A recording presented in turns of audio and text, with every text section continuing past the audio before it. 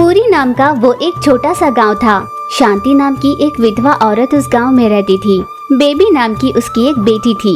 पति शंकर के देहांत के बाद शांति ने एक छोटा सा ठेला लगाया था जिस पे वो नाश्ते बेचा करती थी, जिसकी कमाई से वो अपनी बेबी को पढ़ने भेजती थी। सब कुछ अच्छे से ही चल रहा था, पर गांव के कुछ लोग उससे जलते थे।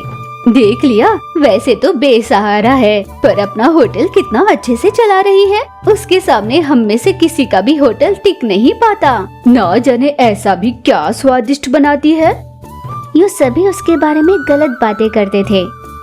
लगता है तुम्हें एक बात समझ में नहीं आ रही, उसके ठेले पर ज्यादातर मर्द ही जाते हैं। अब तुम खुद ही समझ लो कि ऐसा क्यों होगा। यूँ उसके चरित्र को लेकर वे गलत बातें करते थे, उसके बारे में बहुत बुरा बोलकर हंसा करते थे। लानत है तुम पर, एक औरत होकर दूसरी औरत के बारे में भला ऐसे कैसे कह सकते हो? क्या ऐसी बातें तुम पर शोभा देती है? यूँ जब वो उनके बातों का तिरस्कार कर कहती, अच्छा, हम तुम्हारे बारे में कुछ गलत नहीं कह रहे, जो है वही तो बता रहे हैं। सच कहूँ तो तुम्हारे खाने में कोई स्वाद होता भी है। नमक, मसाला, मिर्च, हर चीज ज्यादा डालती हो, इतना बेकार बनाती हो। शांति को बहुत बुरा लगा और वो वहाँ से चली गई। अगले दिन भी शांति हमेशा की तरह अपने ठेले पर गई, पर जैसे ही वो थोड़ी देर के लिए हटी, एक औरत ने उसे बिना पता चले उसके खाने में नमक, मिर्च, मसाले ज्यादा डाल दिए और तुरंत वहाँ से खिसक गई। छी छी, ये कितना बेस्वाद है। सभी थाली फेंककर वापस चले जा रहे थे। जैसे ही शांति ने उस खाने को चखा, अरे मैंने तो सारी चीजें बराबर डाली थी, फिर ये ज्यादा कैसे हो गई? हे भगवान, मैंने बेबी को भी टिफिन में यही दिया है, ना जाने वो कैसे खा पा रही होगी। शांति ये सोचकर परेशान थी। दूसरी ओर स्कूल में दोपहर के खाने के समय शोभा की सहेली की माँ आई। बेटा बेबी, आज तुम अपने टिफिन में क्या लेकर आई हो? बताओ तो जरा। उस औरत ने बेबी से टिफिन लिया और सब्जी चखी।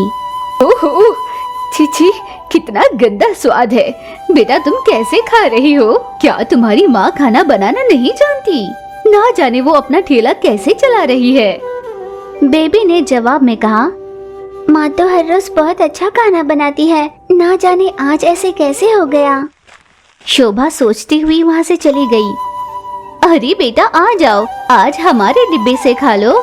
पर बेबी ने उसे अनसुना किया। शाम में घर लौटकर बेबी ने यही बात अपनी माँ से कही। शोभा, आज मुझसे बहुत बड़ी गलती हो गई, मुझे माफ कर देना बेटा। ठीक है माँ, कोई बात नहीं।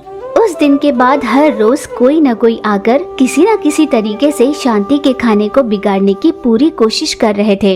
या उसमें कोई मसाला मिलाते या नमक मिर्च ज्यादा कर देते। ये हर रोज हो रहा था, इसीलिए धीरे धीरे शांति के ठेले पर लोगों का आना जाना कम हो रहा था, जिससे शांति का बहुत नुकसान हो रहा था।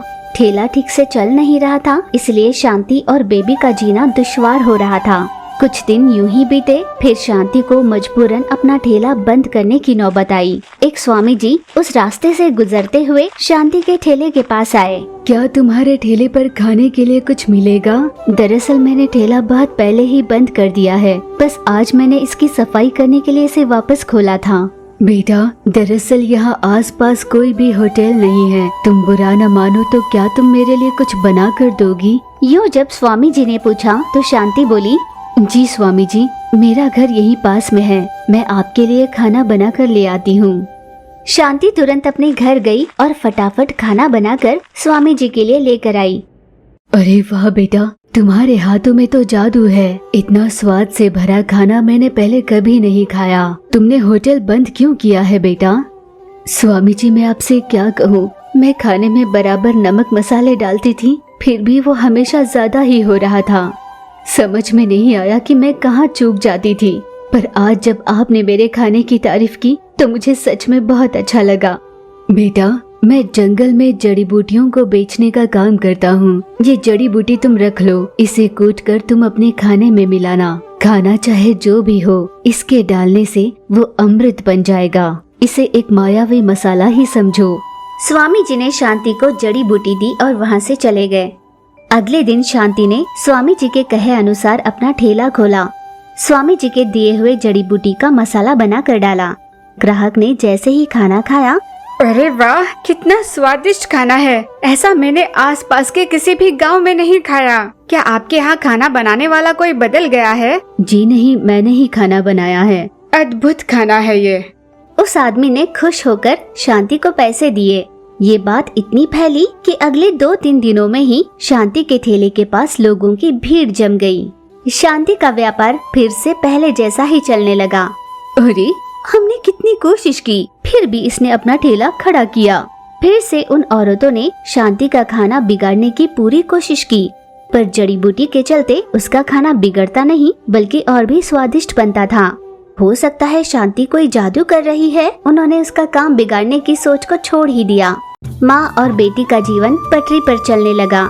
ये सब स्वामी जी के दिए हुए उस जड़ी बूटी के कारण ही हो रहा था। इसीलिए शांति हमेशा मन ही मन स्वामी जी का आभार मानती।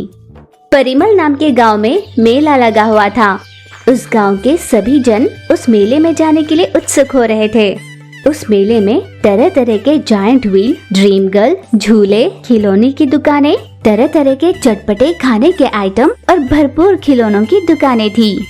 तरह तरह के गेम्स भी थे और उन सभी गेम्स में मनोरंजक गेम कोई था तो वो था रिंग गेम। टेबल पर कुछ चीजें रखी होंगी, जिस पर सही निशान लगाकर आपने रिंग फेंका तो वो चीज आपकी। उस रिंग गेम को खेलने के लिए लोगों की भीड़ लग गई और देखने वालों की भीड़ भी कुछ कम नहीं थी। एक आदमी वहाँ खड़ा होकर अपनी किस्मत आजमा रहा था, पर उसके रिंग का एक भी निशान सही चीज पर लगी नहीं। तब वहीं पर खड़ी शोभा ने कहा, इसमें कोई न कोई गड़बड़ तो जरूर है, जिस वजह से रिंग बाजू में गिर रही है। बेबी की बात सुन वहाँ खड़े सभी लोग उस पर हंसने लगे। रिंग का खेल खिलाने वाला वो आदमी बोला, बेटा, इसमें कोई बहुत बड़ी महानता नहीं है। ठीक से निशान लगाकर अगर उस चीज पर फेंकी जाए तो रिंग गिर भी जाती है। ओह, ऐसा क्या? पर आप सब झूठ कह रहे हो। मैं सही निशान लगाना अच्छे से जानती हूँ और मैं ये विद्या सीख भी रही हूँ। यहाँ पर कोई न कोई गड़बड़ तो जरूर है। मेरी फेंकी हुई एक भी रिंग निशाने पर नहीं लग रही। सुनो बेटा, यहाँ पर तमाशा खड़ा मत करो। तुम अगर चाहो तो मैं फिर से तुम्हें मुफ्त में ये खेल खेलने दूंगा। ये कहकर उस आदमी ने 3 रिंग उसे दे दिए। उस लड़की ने निशान लगाकर उस रिंग को उन चीजों पर फेंकना शुरू किया, पर सारे रिंग बगल में जा गिरे। मैं इसका पता लगा कर रहूंगी। वो लड़की ये कहकर वहाँ से चली गई और दबे पैरों से सबकी नजरों से छुपकर उस दुकान के पीछे चली गई। उसने देखा कि टेबल के नीचे चुंबक लगे हुए थे। तो ये बात है, इन चुंबक की वजह से लोहे के रिंग्स यहाँ से हटकर नीचे गिर जाती हैं। अब मैं जो करने जा रही हूँ ये देखकर दुकान वाले का तो सर चकरा जाएगा। ये सोचकर उस लड़की ने सारे चुंबक निकाले। अनजान बनकर वो फिर से दुकान पर गई। अंकल, ये 10 रुपए ले लो और फिर से मुझे रिंग दे देना। उस लड़की के कहने पर दुकान वाले ने पैसे लेकर उसे फिर से रिंग दे दिए।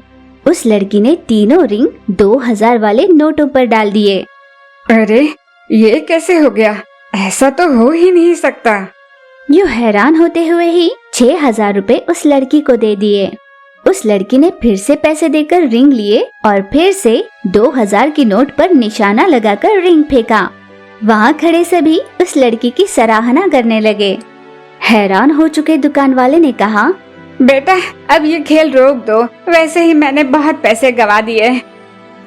यहाँ जो भी खड़े हैं वे सभी ध्यान से सुने। ये आदमी आप सबको धोखा दे रहा था। आप में से जो भी रिंग का निशान लगाकर फेंकेगा उसका निशान सीधे 2000 की नोट पर ही गिरेगा। आप एक बार ये करके देख सकते हो। वहाँ खड़े सभी ने निशान लगाना शुरू किया।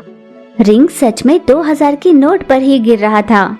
अरे, ये तो सच कह रही थी। पर बेटा, ऐसे कैसे हो सकता है? दरअसल इन्होंने टेबल के कोने पर चुंबक लगा कर रखे थे, तभी तो हम सभी के निशान लगाने पर रिंग उसी तरफ जाकर गिर रहे थे। अब मैंने सारे चुंबक उतारकर 2000 की नोट के नीचे इर्द गिर्द लगा दिए। यूँ सभी को सच्चाई बताकर उस लड़की ने टेबल के नीचे से चुंबक उतार कर बताया। वहाँ खड़े सभी लोग भड़क गए। तो तुम यहाँ आए सभी लोगों को उल्लू बनाते हो? क्या ईमानदारी से कोई काम नहीं कर सकते थे? बेबी जीते हुए सारे पैसे लेकर वहाँ से निकली। जैसी करनी वैसी भरनी, ऐसों के साथ यही होना चाहिए। उस दिन उस आदमी ने ठान लिया। ना बाबा ना, आज के बाद ऐसे धोखे वाला कोई काम नहीं करूँगा। उस आदमी ने अपना बोरिया बिस्तर बांधा और वहाँ से निकलकर दूर चला गया।